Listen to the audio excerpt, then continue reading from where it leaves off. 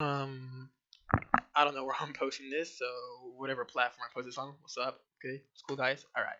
So we're gonna go ahead because a lot of these the South will rise again motherfuckers are really annoying me right now with this whole like voter fraud and like Trump won and whatnot. Okay, so we're just gonna go on the handy dandy fucking electoral uh U.S. map or battleground states. Okay, so it says it's 290, but it's not really accurate. So I think for the sake of just being called whatever whatnot, we're gonna go on CNN. And for you fake news assholes, Fox News is not reporting it because Fox News does not want to put that Trump lost.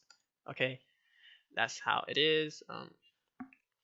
So this is a little bit more accurate right here. It's 279 to 214. Right now it's tied in the Senate, and in the House, Democrats won by a landslide. There's no what ifs buts about it. Okay. So yeah, Biden is the projected leader because he did win the necessary electoral votes to become president for the next term. Um, but if we just look at the stats, I can't seem to find it. Wow, I should have been more prepared before I recorded it. But here I'm gonna go back to the battleground states map. We're just gonna go ahead and ignore the states that have not been called yet, which is Arizona, and look more at the states that were called. So there's Nevada and Pennsylvania. Okay.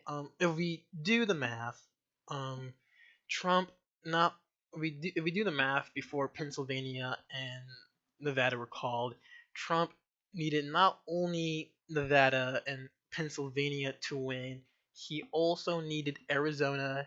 He needed North Carolina, which he is currently winning right now. He needed Georgia, and he also needed Michigan and Wisconsin just to catch up. All right, but when Michigan and Wisconsin was won, I was thinking like every person was thinking like okay, like it's Biden is going to win, and even if he doesn't reach the electoral college votes, he was already in the lead, and even if Trump wins Georgia and Arizona and North Carolina and Nevada and Pennsylvania, like there was like he would kind of be behind. It'll be neck and neck, close and close. A nail biter, but it was he would needed more. He needed the states that Biden has already won and already to win. Um, so where am I getting at right now? Trump lost. Like he just he lost. There's no way about it. Even right now, if you look at it right now, with the people saying like, "Oh, well, it's still not over," and like the media is wrong for saying Biden won. You guys are wrong for saying Biden won because states still haven't called it. Which is, you're right. It's true. Georgia hasn't called it. North Carolina hasn't called it. Uh, and technically, I don't know why Google is saying Arizona called it, but Arizona. Wait, was it Arizona that already called it? Which state called it before Nevada? I think it was actually. I don't think Arizona called it yet. But it's yeah, okay, yeah. Arizona hasn't been called yet, but 97 votes have been counted here. Um, polls are closed, and Biden, as of now, is winning Arizona. So Mark, I think just for the sake of for when Pennsylvania was called, Arizona has not been called yet. It was we're waiting on Nevada and Arizona, but uh, he like Trump is even if he wins Arizona and even if he wins Georgia, um, if he boosts up because it's really close. It's by a very fair margin. These guys are winning. It's really close. It's down to the wire. And if they would have, if Trump wins these states, he will still be behind. Like it wouldn't be even close to Biden. And, and so I don't know why you guys, these the South will rise again looking type dudes are saying that count and revote, or it was even more ironic, stop the vote, stop the count during over at the Maricopa City Council area, because you do know that there were ballots in those mail-in ballots that were for Trump. You know, like yes, a majority of Republicans and Trump supporters went in person at the polling stations to go and vote, but there were some people who did mail-in ballots, and those like might have not been a lot. Obviously, it wasn't a lot because Biden obviously is still in the lead. Trump is he didn't win. It wasn't boosted. He didn't catch up. So so the voter fraud or the keep counting thing, whatever, it does not make sense to me. I don't know where you guys are getting this, where Trump has a chance, or if you guys go with the keep voting route, keep counting the counts, like we're still gonna do it. You know, the Democrats, both parties want the counts to be voted. I mean, not I mean want the votes to be counted because that is a democracy. It's every person's vote does matter. Your voice does matter. It only seems fair for someone's essentially for someone's voice to be heard. You can't just call it off because like oh one person has already reached the majority vote count. We got to keep on going. So we have to um, Republicans and Trump supporters and whoever's on the right, they have to just snap back to reality. Trump lost. You know, you can either just you can what you can do, you can pick up your head and admit that you're wrong and just turn to the Democrats and applaud them and shake their hands. They were better organized. They were better at telling people to go vote. And at the end of the day, Biden legally did what was needed to be done to win the election. I'm not saying that Trump didn't do anything legal to do his part. I mean, like, I'm assuming that both parties were within the right and both parties doing were following the law when it came to his election. But at the end of the day, Trump has lost. And if you can hear that growling behind me, that's my dog. He is a little goober, and I don't have a mic. There he is. He's barking. So um, I mean, just look at the this dog.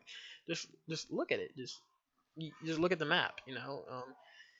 Even if Trump wins Georgia, my dog. Even if Trump wins Georgia and he wins North Carolina, I don't think Arizona's been called that. There's a lot of confusion going on about whether or not Arizona was called. I know Nevada was called, but oh, he's in the office now. Um, I know Arizona was called. Trump like Trump lost. Like it's in the bag. It's electorally like Biden won by a landslide. But you look at the percentage, it's very close. It's down to the wire. But we can go ahead and give Arizona to Trump. You can go ahead and give Georgia to Trump, and North Carolina. He already is winning North Carolina. You give that to Trump. It's still Biden still wins. Because when it was just down to just okay, when a day before the election was called, we only needed six more votes, 6 more electoral votes to win, and it was either gonna be Nevada or Arizona that gave it to us, and then overnight you see that Georgia turned blue, and then overnight we saw Pennsylvania turn blue, and then the next day Pennsylvania they called it in, they're done with their vote count, and Biden won. That was more than enough for Biden to win the election. And those 20 votes was the determination factor of whether or not Trump had even the slightest chance of winning. So it's been a stressful and anxiety-inducing election of a whole week. Everyone was on the corner of their seat. Everyone was biting their nails. I'm pretty sure a lot of us were up all night. I couldn't sleep. I had adrenaline pumping through me. It was the only thing I could think of when I was sleeping. I couldn't even like. I will admit I was distracted during my runs because it was all I could think about. It was like, shoot, like, this is close. This is the closest election I've ever seen. I've ever seen in my entire life. I've never seen an election go down to a decimal point. So I think the best thing for Trump in himself is to be, even though he's never, in my opinion, he never really proven to be a good leader. He was a very polarizing and divisive figure. What he should do best is congratulate Biden, because I think what he is doing right now, it's very sad. It's like watching a 5-year-old crying because he lost in the game of Uno or hide and go seek or whatever kids play nowadays. Because Donald Trump, if you go on his Twitter account, he hasn't. Oh, now he posted something. Yeah, it's 42 minutes ago he posted something, but it's every tweet. It's like 1 hour or 6 hours in between. He doesn't really post as much as he used to during his presidency, where it was like every 10 minutes or every 30 minutes he was posting something. Either something false or whatever you want to call it. He was posting something, and now he's still sticking to um you know, stories that it was, oh, something got in the way, some pebble or some glitch or whatever whatnot got in his way and costing his election. And he's, of course, he's pulling up news articles that's very upset about um, Trump losing as well, such as Brett Bard and other very right winged, very right spectrum article news. And if you want to really see how um, real this is, and if you want to see how other like Republicans are taking it, just go to Fox News. I was looking at Fox News during. Oh, now they're showing the results on Fox News. Um, Even Fox News, they're saying like, yeah, Biden won. He's the new president. That he like, congratulations, Biden. Like, you are now the new president elect of the U.S. It like, congrats. And now, like, yeah, of course they're showing what is Trump's next move in the presidency. You see a little sad picture of Trump. We never, and this is also what's very, very uh, shocking to me. This is something that I've never seen Trump look before. He looks very astonished. He looks not astonished, just heartbroken, just just sad. He looks like how I look like when I'm very frustrated while out skating and I have a scooter kid snake me before I do my line. This is a face of defeat. I was joking on Twitter. If you want to follow, it's at Crow Marks. He's basically going through the 5 stages of grief, and right now he's in denial. Oh, he was in denial. Right now he's in anger, because if you see like his last tweet from an hour ago, it says, "Since when does the mainstream media call our next president will be? We have all learned." Like, now he's insulting. Now he's insulting people, which is okay. Anger. He can't. He's in the second stage of grief, and now back to what I was saying about Fox News. Fox News is talking about, okay, like, this is what happened. Biden is president. Um, let's go forward. Like, they're pushing forward. Like, the Fox News, you can say whatever you want about Fox News about the past 4 years, pandering to racism and ideals and homophobic rhetorics with Tucker Carlson and Hannity and whoever fucking. I shouldn't be cussing because I don't know if I'm gonna be censored or not. Whatever speakers or talk show hosts they have on on their news channel, but they're talking about pushing forward. Like, okay, like what happens next? What's happening now? They're talking to other representatives, like I'll like okay, all right, rest in peace, Alex Trebek. I found out this morning once I woke up, and they're just talking about okay, um, this is let's focus on the now. Let's let's look at what's going on now, what's happening next, uh, what's our predictions for the next 4 years,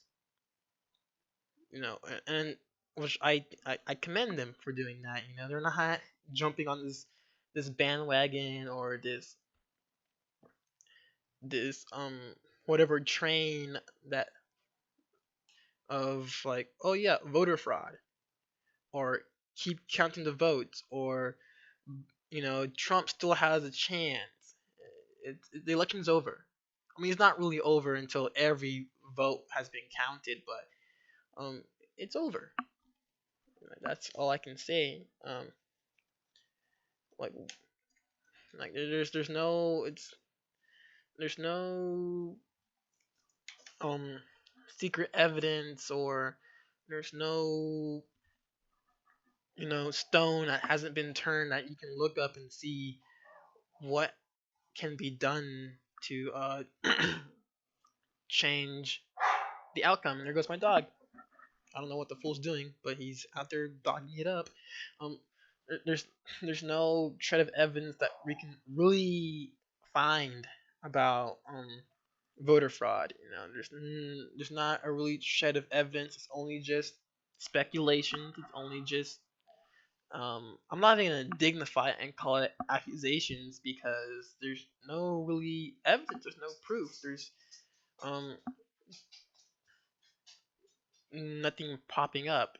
I mean, yeah, there's that video of the ballot counter throwing away a piece of paper, but it was the supervisor and the overseers came out and said it was a piece of instructions. It was an instruction thing, and maybe that could be controversial in itself. But if you see those um, footage of security cams um, looking over the counters, it's very well supervised.